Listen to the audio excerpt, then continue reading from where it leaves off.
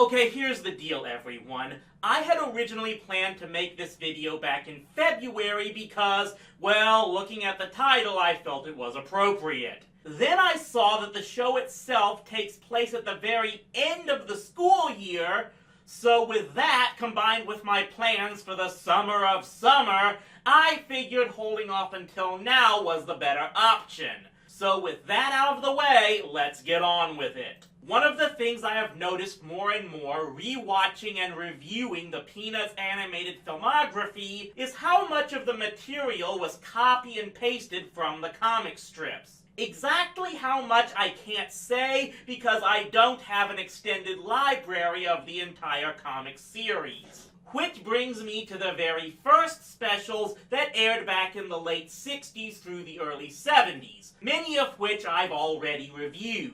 While not all of them may have copied word-for-word stories from the comics, it is pretty clear the first few specials were at least adaptations of many of the strip's most prominent themes, A Charlie Brown Christmas notwithstanding. And it does look like Schultz at least used the animation medium to expand on those recurring themes and give them a bit more depth. And that definitely is the case with the fourth Peanuts special, You're in Love, Charlie Brown. We open with Charlie Brown waking up and finding Snoopy making breakfast.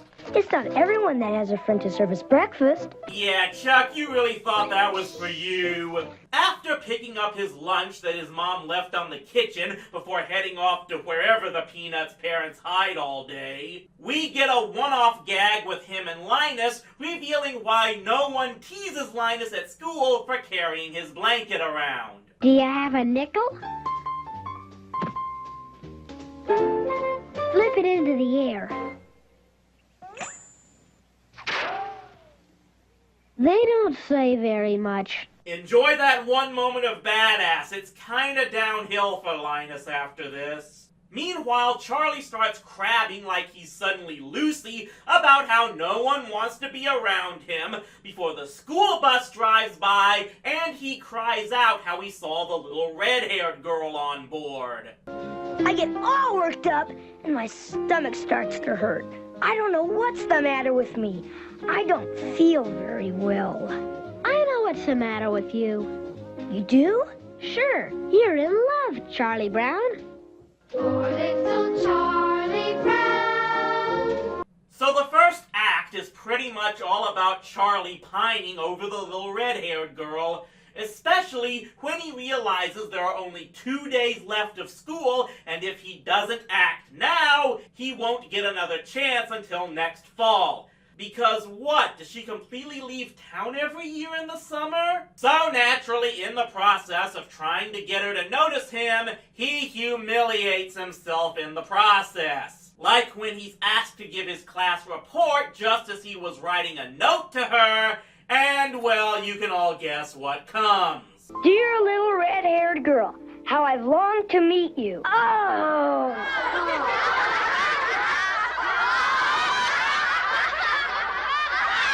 Wait, Charlie Brown, you really made a fool of yourself.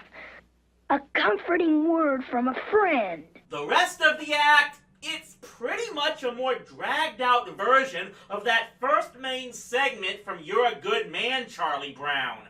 For the record, that play debuted off-Broadway 3 months before this special premiered, but I'm assuming a lot of the dialogue was lifted from the comics anyway, so whatever. It even includes the part with Charlie putting his lunch bag over his head. Wow, does his mom put his lunch daily in a full-size grocery bag? Good grief, Charlie Brown, you're ridiculous. I can't help it, Lucy. I just can't face the little red-haired girl. Pretty faces make me nervous. How come my face doesn't make you nervous? Yeah, I don't think it's your face that makes him nervous, Lucy. Oh yeah, meanwhile, we also get Sally hounding on Linus because harassment is funny when it's girl on guy. Anyway, as Charlie is heading home, both Lucy and Violet gang up on him, and I think my bitch meter is about to short circuit from this. You've been dumb before, but today you were really dumb. You know, I think we're actually watching the very moment when Violet passed the torch to Lucy as Charlie Brown's worst enemy. There you go again. Always so inconsiderate to poor Charlie Brown. Charlie Brown is not as stupid as he seems. He's just upset, that's all. Charlie Brown is upset because of that little red-haired girl. For your information, Charlie Brown is in love. Yeah, maybe you should just stuff that blanket in your big mouth, Van Pelt. Boy, what a day. This has been the worst day of my life. Oh boy, Chuck, you have no idea how many worse days you're gonna have. A certain football game I remember all too well. As Charlie reaches home, we get Sally in a cap and gown, practice walking to pomp and circumstance. You look like you're graduating or something. I am graduating. I'm practicing for our graduation exercises from kindergarten to the first grade. Oh, Sally, you don't yet know that comic strip characters don't get to graduate. You are all stuck in a scholastic time loop. Forever. Despite the fact that he was just bullied by her, Charlie actually goes to Lucy's psychiatry booth. But she's not there. That's because she's out doing her hobby of harassing Schroeder. And I'm not gonna complain here because this is the absolute funniest part of the special. You and your stupid old Beethoven! By golly, I'll show you! There! What do you think of that?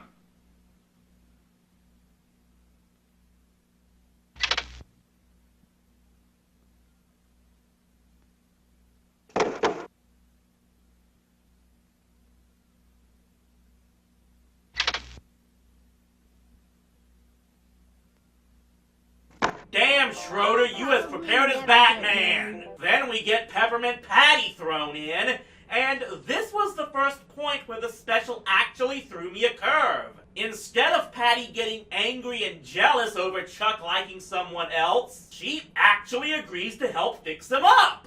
Unfortunately, she thought Chuck was talking about Lucy, and that's what leads to this. There she is. What'll I do? Good grief. This is it. I can't weasel out of this one.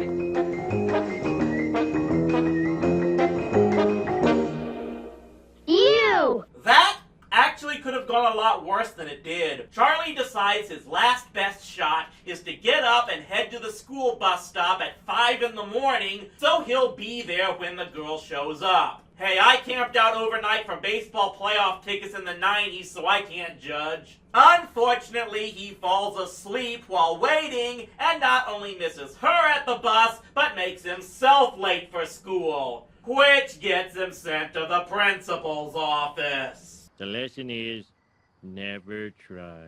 So his last chance is to try and get her before she leaves on the final school bus trip home, and does he succeed?